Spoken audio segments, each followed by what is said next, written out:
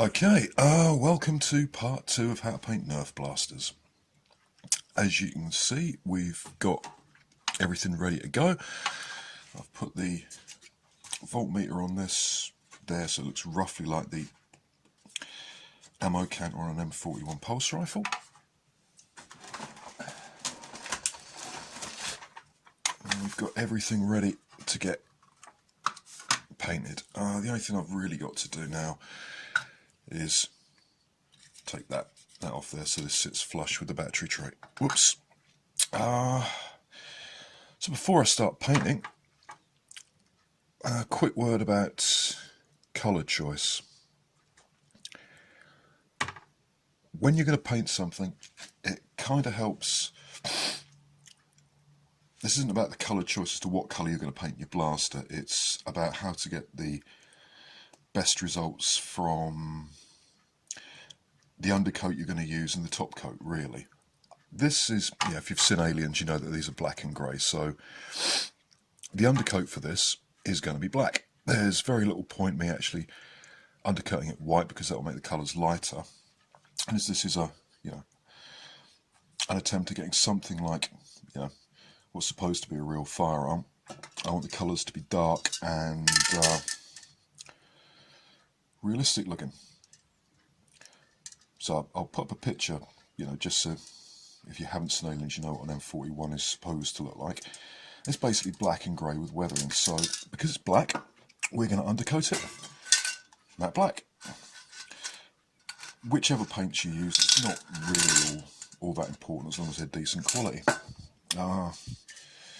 That's quite good, that's black, and we've got some really cheap gloss black from the local pound shop. This is going to be the final coat on the black. This is going to be the undercoat. Everything's going to get undercoated black, and then I'm going to mask it off, spray the areas that will be black. There's most of this, all this, somewhere around here, and then I'm going to put this on top. This is actually quite cool paint. Covers nicely, works well. Now it's a bit on the light side. However, when I said that the choice of undercoat and top coat is important, that's because if you spray, so I sprayed this over a white undercoat, it would come out really light. If I spray it over a black undercoat, it will come out darker. So that's what I've got to do. That's the next step. You prepare everything properly, you get everything sorted out, do all the shell work. I'm going to clear this out for the switches before I do that. And then you undercoat it, let the undercoat dry, mask it off, and do that. So the next step is to do the undercoat and then the masking. I'll go away and do that, and we'll move on the techniques for masking a blaster and getting a decent finish out of it. Okay, talk to you in a minute.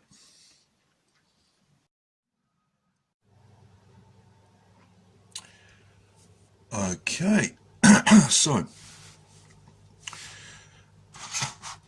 final part of how to paint Nerf Blasters part 2. We've looked at how to sand down and prepare the shell, spoken a bit about colour choice, and so now we're going to do the masking and the spraying. This is an old Raider shell. I'm going to use this because it's too cold to paint the other one and get a really decent finish, and I want to get this video done. So we're going to mask it.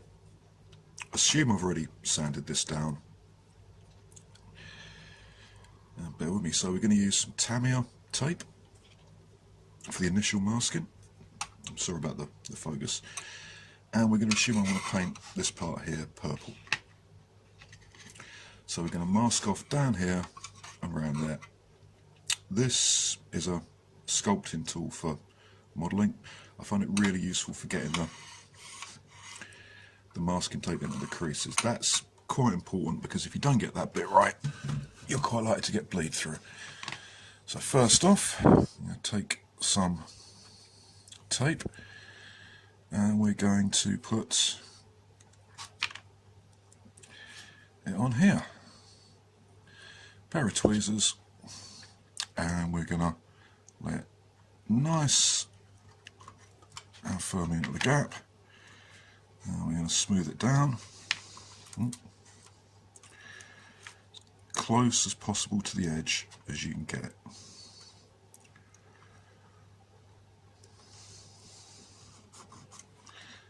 Tuck that right in there. That's the first bit. Tuck that round there. Take a second bit. It's important that you don't pull off too great lengths of this, because it's a lot easier to get it where you want it with shorter lengths. Second piece goes in there. There we go. And that goes there. Now, I don't know if you can see this, but there's a little bit of an overlap there.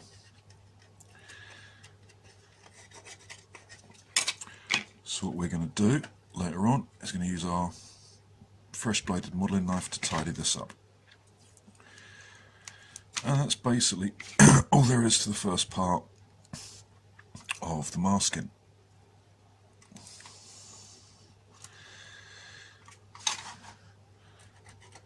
I say get this right in all the creases. You don't want to leave any gaps or you will get bleed through, and that can be a right pain in the bum to sort out.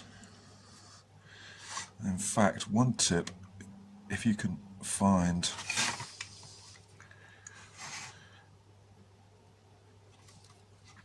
if you're using modelling spray paint or an airbrush, it's a good idea to have a pot of that in the same colour standing by in case you need to touch up any bleed throughs or oversprays. You can see that what I'm doing is I'm using short lengths,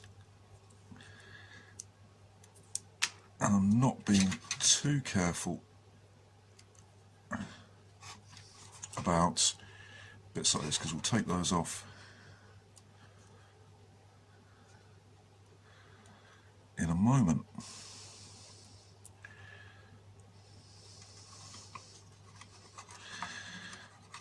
Okay, so that's the first part of the masking with our Tamiya tape. Now you can see that we've got parts where the tape has overlapped the part of the shell we're going to paint. So you just take a fresh bladed knife, put it into the crease, and cut it, and then remove it. Bit there. Because this is being done in the deep recesses, you don't have to worry about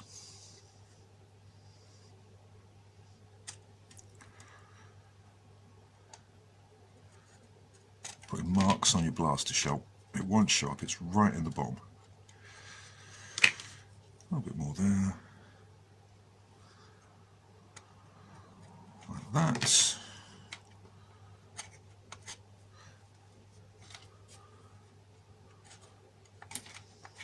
There we go. So that's the first part masked. Now, this stuff is expensive. I mean, a roll like this costs you about £5 or whatever the equivalent is in your local currency, so you're not going to cover the whole blaster in that. Frog tape, decorator's tape, really useful stuff. And now we're going to repeat the process, but we're going to use the frog tape.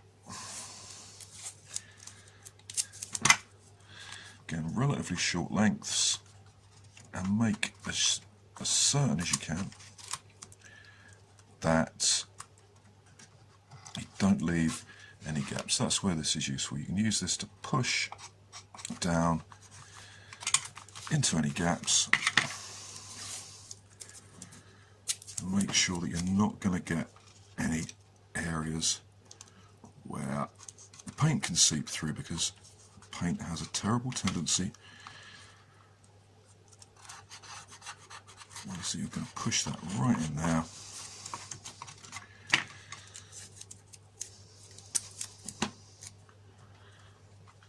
To find holes to go through.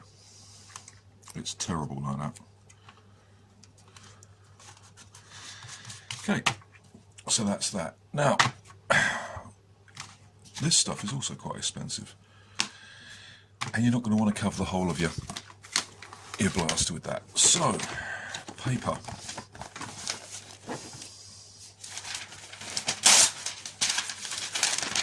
Sheet of paper, newspaper's quite good. I'm going to use this to mask off and cover up the larger areas.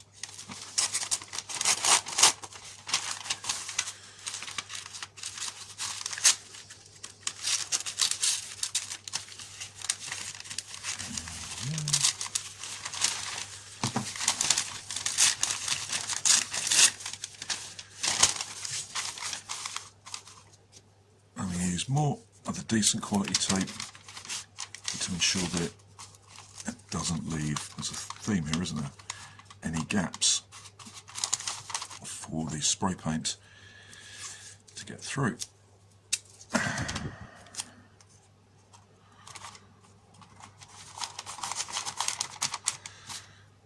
Okay, for the purposes of this video, I think that will probably do. There we go. Now, that gets wrapped around there.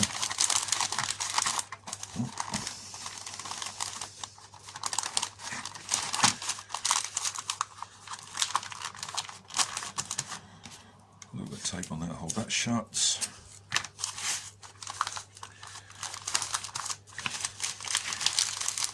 Fold all that up. Why am I making sure this is all covered up here?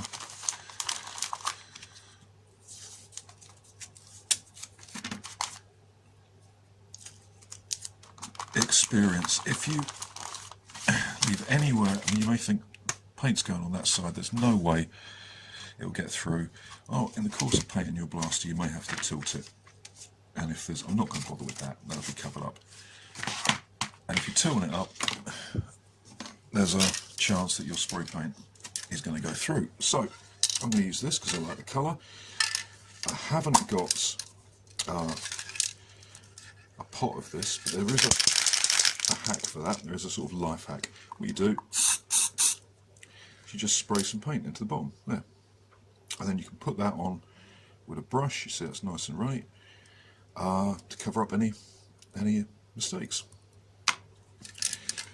Word about painting. There are instructions on the back. Follow them, especially about temperature, especially about drying time, especially about use. Should do this outside, or at least in a well ventilated room. It's cold and damp and nasty outside, so I'm going to do it in here. First thing, shake it from the bottom out the side.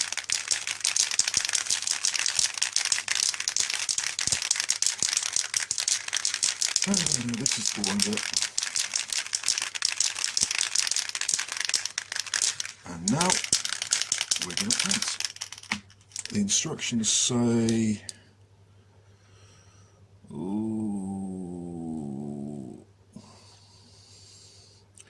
20 or 30 centimetres above the surface. Now I don't want to get paint on the camera, so I'm going to change the angle a bit for this. Bear with me. There we go.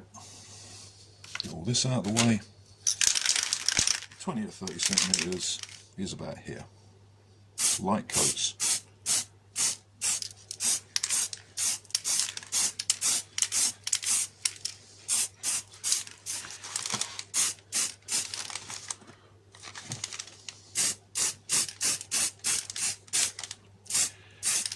There we go.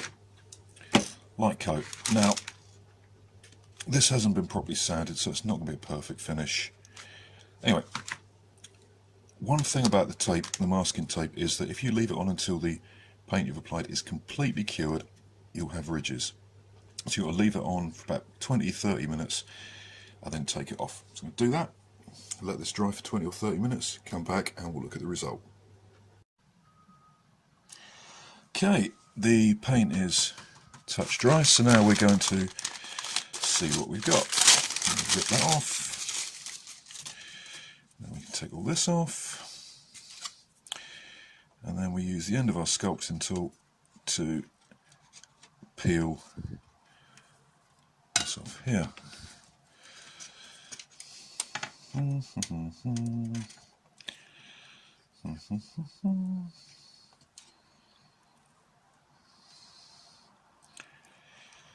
And there we are.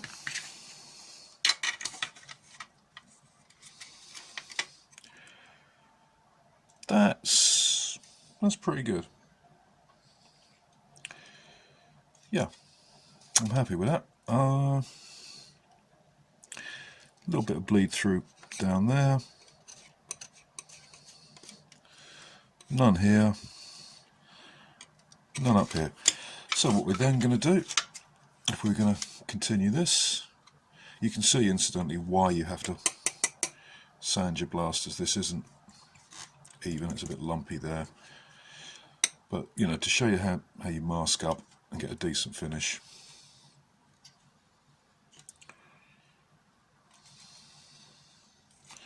That's how it's done. We would then repeat the process. We'd mask along here, along here, along here, and spray that. Or if you're confident you can get a nice smooth finish with a brush, paint it by hand. There you go. That is how you paint Nerf Blasters. The M41 rifle from Aliens will get posted as a completed build once the weather improves enough for me to paint it. Fantastic. I've been Felix Foamforge. Please feel free to like, subscribe, share, leave comments and all the rest of it. Okay, talk to you later. And thanks very much for watching.